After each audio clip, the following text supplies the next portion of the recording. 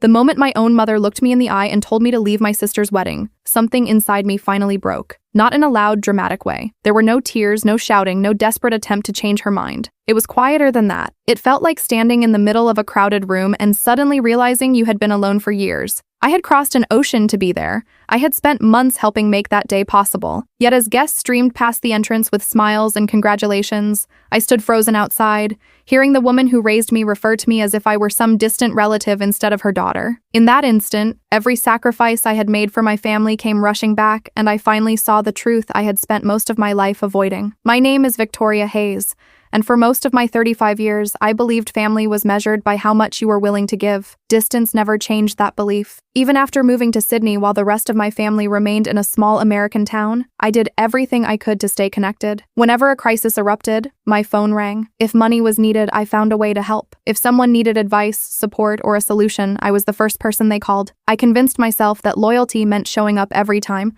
regardless of the personal cost. What I never questioned was whether that loyalty was being returned. Looking back, I wasn't treated like a daughter or a sister. I was treated like a safety net, something everyone relied on but nobody truly appreciated until it was gone. When my younger sister Emily announced her engagement, I was genuinely overjoyed for her. She called me overflowing with excitement, laughing through happy tears as she shared every detail of the proposal. Hearing her happiness made me forget every frustration and disappointment that had accumulated over the years. I immediately began planning my trip. The flights would be expensive. Taking time off work would be difficult. The journey itself would be exhausting. None of it mattered. Emily was my sister, and I wanted to be there for one of the most important days of her life. Not long after the engagement, my mother contacted me with what sounded like a simple request. The wedding vendors, she explained, wanted someone financially reliable to sign contracts. Since I had the strongest credit history in the family, would I be willing to help? The favor seemed harmless. I trusted my family completely, and I never imagined I had any reason not to.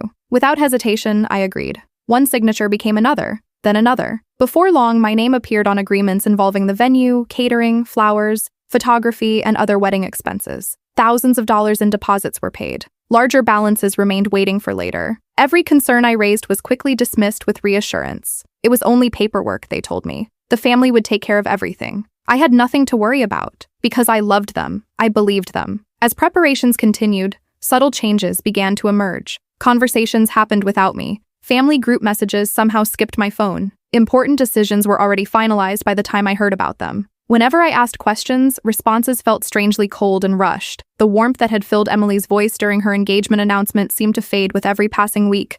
Still, I refused to read too much into it.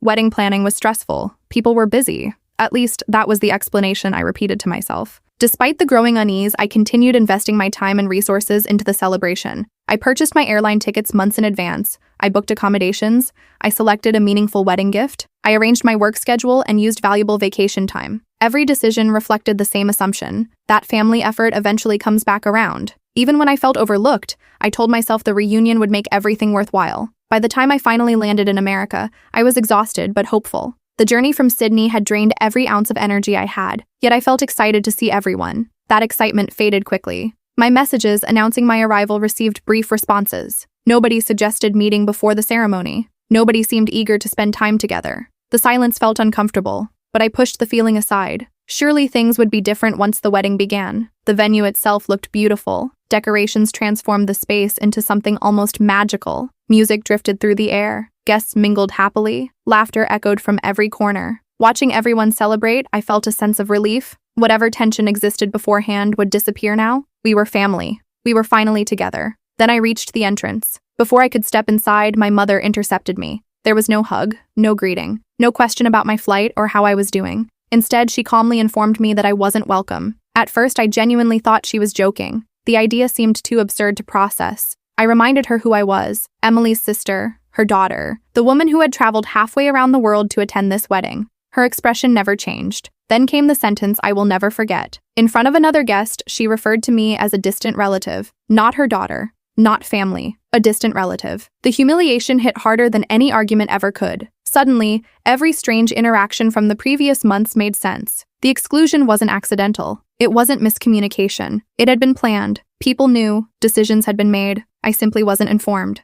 I stood there staring at the entrance I wasn't allowed to cross, feeling as though years of effort had collapsed in front of me. The wedding I had helped finance, the event I had sacrificed for, The family I had always prioritized above myself. None of it mattered. For a moment, I considered fighting back, demanding answers, creating a scene. But something inside me had changed. I was too tired to beg for acceptance from people who had already decided I didn't deserve it. So I quietly set down the gift I had brought for Emily. Then I turned around and walked away. Every step toward my car felt heavy. Yet beneath the heartbreak, another feeling was beginning to emerge: clarity. For the first time in my life, I stopped asking what I could do to earn love from people who treated affection like a reward instead of a relationship. Back in my hotel room, I sat alone and reviewed every wedding contract carrying my signature.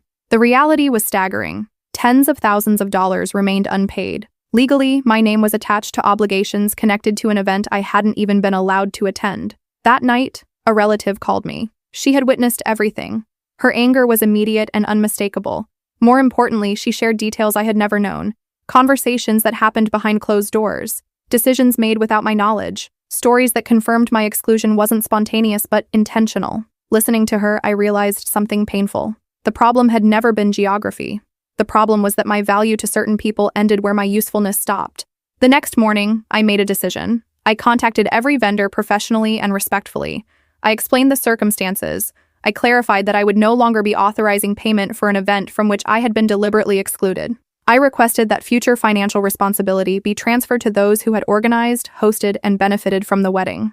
There were no threats, no emotional speeches, no revenge, just a boundary. The reaction from my family was immediate. Phone calls arrived one after another. Some attempted guilt, others appealed to family traditions and obligations. A few accused me of abandoning everyone during a difficult time. What none of them addressed was the actual reason I had made the decision. Nobody wanted to discuss the wedding entrance. Nobody wanted to discuss the humiliation. Nobody wanted to discuss why I had been excluded. They wanted to discuss the bills. Emily eventually contacted me herself. For a moment, I hoped she might finally acknowledge what had happened. Instead, her message focused on financial difficulties and stress. Reading her words, I realized she still didn't understand the true damage that had been done. An apology without accountability isn't healing. It's simply a request to escape consequences. As news spread through the community, people began asking questions. The story circulated naturally because the facts spoke for themselves. No exaggeration was necessary. The image my family had worked so hard to maintain started developing cracks. Then something unexpected happened. My father reached out. Unlike everyone else, he didn't defend himself. He didn't offer excuses. He admitted he had failed me. He acknowledged that remaining silent while I was turned away was one of the greatest mistakes of his life. His words didn't erase the hurt, but they mattered. Because accountability sounds different from self-preservation. It carries honesty that excuses never can. The months that followed became a period of rebuilding, not relationships, but myself. Therapy helped me untangle years of unhealthy patterns. I learned that sacrifice and love are not interchangeable. I learned that constantly giving more does not guarantee respect. Most importantly, I learned that self-worth cannot depend on other people's approval.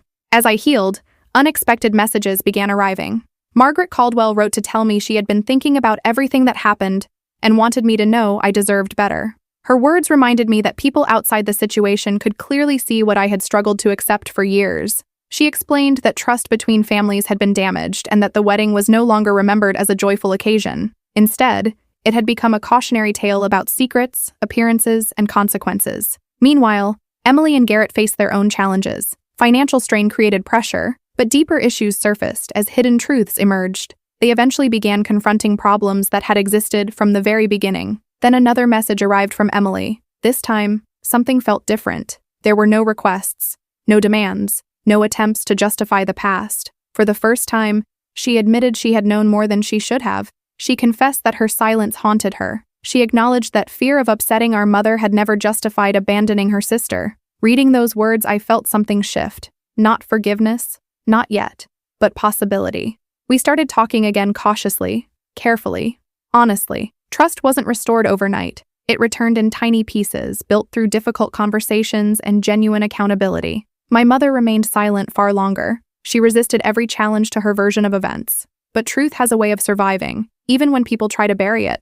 Eventually, maintaining old narratives became impossible. Then, nearly a year and a half after the wedding, a handwritten letter arrived. Inside wasn't a perfect apology. There was no dramatic plea for reconciliation. What I found instead was something far more meaningful: responsibility. My mother admitted that appearances had mattered too much for too long. She acknowledged allowing fear to guide decisions that hurt the people closest to her. It wasn't complete healing. It wasn't a magical ending, but it was real. Today, when I think about that wedding, I no longer see it as the day my family rejected me. I see it as the day I finally stopped rejecting myself. Standing outside those doors was one of the most painful experiences of my life. Yet it forced me to confront a truth I had spent decades avoiding. Love should never require endless self-sacrifice. Family should never depend on how much you can provide, and respect should never be something you have to earn through suffering. The greatest lesson wasn't about betrayal, it was about value. Sometimes the strongest thing a person can do is walk away from a table where they are tolerated and build a new one surrounded by people who genuinely want them there. And once you discover that difference, you never mistake obligation for love again.